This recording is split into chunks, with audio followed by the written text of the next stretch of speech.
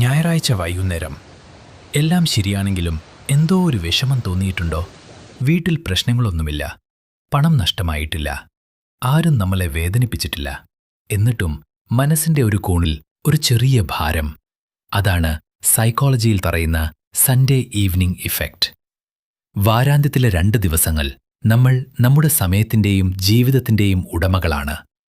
എപ്പോൾ എഴുന്നേൽക്കണം, എന്ത് കഴിക്കണം, എവിടെ പോകണം, എല്ലാം നമ്മുടെ തീരുമാനങ്ങൾ.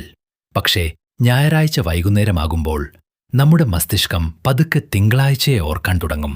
ജോലി, ക്ലാസുകൾ, ഉത്തരവാദിത്തങ്ങൾ, ഡെഡ്ലൈനുകൾ ഇതൊന്നും തുടങ്ങിയിട്ടില്ലെങ്കിലും അവയുടെ ചിന്ത മാത്രം നമ്മുടെ മനസ്സിൽ ഒരു സമ്മർദ്ദം സൃഷ്ടിക്കും.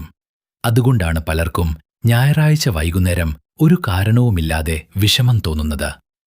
ഒരു കാര്യം ഓർക്കുക, ഞായറാഴ്ച വൈകുന്നേരം വരുന്ന ആ വിഷമം നിങ്ങൾ നിങ്ങളുടെ ജോലി വെറുക്കുന്നു എന്നതിന്റെ അടയാളമല്ല.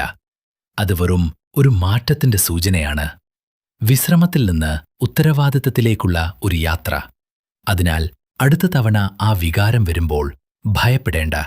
നിങ്ങളുടെ മനസ്സ് തിങ്കളാഴ്ചയ്ക്ക് തയ്യാറെടുക്കുകയാണ്.